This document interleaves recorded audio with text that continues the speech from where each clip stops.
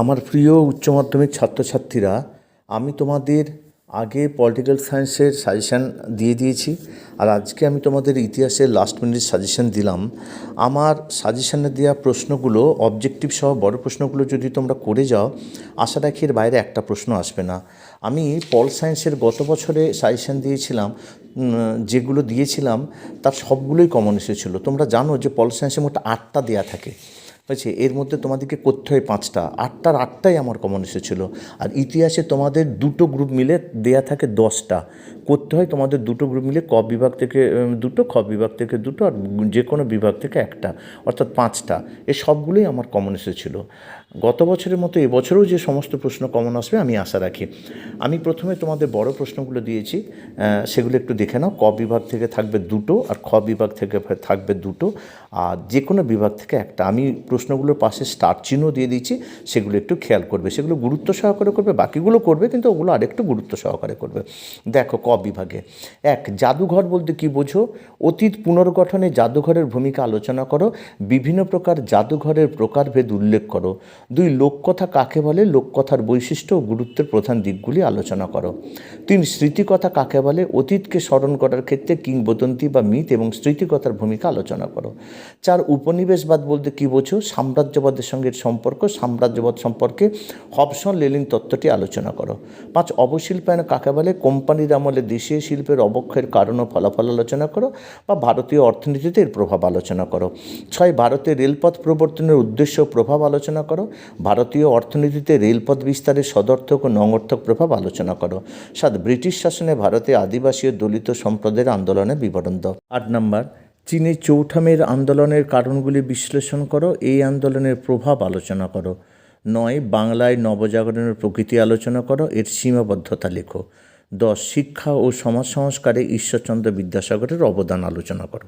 বিভাগ থেকে দেখো, 1, জালিয়ানওয়ালাবাগের হত্যাকাণ্ডের প্রেক্ষাপট কী ছিল? এই হত্যাকাণ্ডের প্রতিবাদস্বরূপ ভারতীয়দের প্রতিজ্ঞার বিষয়টি আলোচনা করো। 2, 1909 খ্রিস্টাব্দের মল্লমিন্টো সংস্কার আইনের প্রধান বৈশিষ্ট্য গুরুত্ব আলোচনা করো। 3, লখনৌ চুক্তির শর্তাবলী উল্লেখ করো, এই চুক্তির গুরুত্ব সম্পর্কে আলোচনা করো। 4, 1935-এর ভারত শাসন আইনের প্রেক্ষাপট ও শর্তাবলী আলোচনা করো। 5, 1946-এর নৌবিদ্যের কারণ ও তাৎপর্য লেখো। 6, 1942-এ ভারত ছাড়ো আন্দোলন বা আগস্ট আন্দোলনের ইতিহাসের তাৎপর্য ব্যাখ্যা করো, এই আন্দোলনে মহিলাদের অংশগ্রহণ সম্পর্কে লেখো, অথবা 1942 খ্রিস্টাব্দে ভারত ছাড়ো আন্দোলন সম্বন্ধে একটি নিবন্ধ লেখো। 7, ঠান্ডা লড়াই বলতে কী বোঝো? ঠান্ডা লড়াইয়ের তাত্ত্বিক ভিত্তি ব্যাখ্যা করো। আর দ্বিতীয় বিশ্বযুদ্ধের পরবর্তীকালে পৃথিবীতে ঠান্ডা লড়াইয়ের উদ্ভবের কারণগুলি ব্যাখ্যা করো। 8, ট্রুম্যান নীতি কী? মার্শাল পরিকল্পনার উদ্দেশ্যগুলি কী ছিল? 9, উপনিবেশীকরণ বলতে কী বোঝো? এর সামাজিক, রাজনৈতিক এবং অর্থনৈতিক তাৎপর্য ব্যাখ্যা করো। 10, সার্ক কীভাবে গঠিত হয়েছিল এবং এর উদ্দেশ্য কী ছিল? সার্কের মূল্যায়ন করো। 11, জোট নিরপেক্ষ নীতি কী ছিল? স্বাধীন ভারতের জোট নিরপেক্ষ নীতির মূল্যায়ন করো। এবার তোমাদের যে অবজেক্টিভ আসে 1 নম্বরের প্রশ্নগুলো, সেগুলো একটু দেখে নাও। 1, সাম্রাজ্যবাদ বলতে কী বোঝো বা নব্য সাম্রাজ্যবাদ বলতে কী বোঝো? 2, বাণিজ্যিক পুঁজি বা বাণিজ্যিক মূলধন বলতে কী বোঝো? 3, সাম্রাজ্যবাদ বিষয়ে হবসনের মূল বক্তব্য কী? 4, মার্কেন্টাইলবাদ কী? 5, দাঁতাত কী? 6, শ্বেতাঙ্গদের বোঝা বলতে কী বোঝো? 7, অন্ধকূপ হত্যা কী? 8, কবে কাদের মধ্যে আলীনগরের সন্ধি স্বাক্ষরিত হয়? 9, পলাশীর লুণ্ঠন বলতে কী বোঝো? 10, কে কবে কলকাতায় ফোর্ট উইলিয়াম কলেজ প্রতিষ্ঠা করেন? 11, সূর্যাস্ত আইন কী? 12, এজেন্সি ব্যবস্থা কাকে বলে? 13, অবশিল্পায়ন বলতে কী বোঝো? 14, গ্যারান্টি ব্যবস্থা কাকে বলে? 15, তাইপিং বিদ্রোহ কবে ও কেন হয়? 16, ক্যান্টন বাণিজ্য বলতে কী বোঝো? 17, বক্সার প্রোটোকল কবে সম্পাদিত হয়? 18, চীনের রুদ্ধতার নীতি কী ছিল?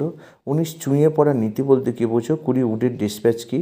21, প্রার্থনা সমাজ কে কবে প্রতিষ্ঠা করেন? 22, দেশীয় ভাষার সংবাদপত্র আইন কত খ্রিস্টাব্দে কোন বড়লাট পাস করেন? 23, সাউকার কাদের বলা হয়? 24, দলিত কাদের বলা হয়? 25, ভাইকম সত্যাগ্রহ বলতে কী বোঝো? 26, শতদিনের সংস্কার কী? কুওমিন্টাং দলের প্রতিষ্ঠাতা কে? চীনে কোন বছর চৌঠা মে আন্দোলন শুরু হয়েছিল? মর্লেমিন্টো সংস্কার আইন কবে পাস হয়? কী কী বিষয়ে সংরক্ষণ করা হয়? এর দুটো ত্রুটি উল্লেখ করো। সিমলা ডেপুটেশন কী? ক কবে এবং কাদের মধ্যে লখনৌ চুক্তি স্বাক্ষরিত হয়, এর গুরুত্ব কী ছিল? ভারতীয়রা সাইমন কমিশন বর্জন করেছিল কেন? সাম্প্রদায়িক বাঁটোয়ারা নীতি কী? পুনা চুক্তি কত সালে কেন স্বাক্ষরিত হয়েছিল? মুসলিম লীগের লাহোর অধিবেশনের গুরুত্ব কী? সত্যবিলোপ নীতি কী? এই নীতি প্রয়োগ করে ডালহৌসি কোন কোন রাজ্য দখল করেন? রশিদ আলী দিবস কী? মন্ত্রী মিশন বা ক্যাবিনেট মিশনের 3জন সদস্যের নাম করো। ট্রুম্যান ও মার্শাল পরিকল্পনা কী? কেন্ননির বেষ্টনী নীতি কী? 1954 খ্রিস্টাব্দে জেনেভা সম্মেলন কেন ডাকা হয়েছিল? বার্লিন এয়ারলিফট কী? ফিদেল কাস্ত্রো কে ছিলেন? কিউবার ক্ষেপণাস্ত্র সংকট কী? দিয়েন বিয়েন ফু ঘটনা কী? হোচিমিন কে ছিলেন? লং মার্চ কী? উপনিবেশায়ন বা উপনিবেশীকরণ কী? পরেরটা 49 বেন বেল্লা কী ছিলেন? স্বাধীন ইন্দোনেশিয়ার প্রথম প্রধানমন্ত্রী কে ছিলেন? স্বাধীন ভারতের প্রেক্ষিতে মিশ্র অর্থনীতি বলতে কী বোঝো? নেহেরু মহলানবিশ মডেল কী? হোমি জাহাঙ্গীর বাবা কে ছিলেন? যদি ভিডিওটি ভালো লেগে থাকে অবশ্যই লাইক, কমেন্ট এবং শেয়ার করবে, আর সাবস্ক্রাইব করতে ভুলবে না, কারণ সাবস্ক্রাইব করা থাকলে সমস্ত ভিডিওগুলো তোমরা প্রথম পেয়ে যাবে। আজ এই পর্যন্ত, আবার দেখা হবে পরবর্তী কোনো ভিডিওতে।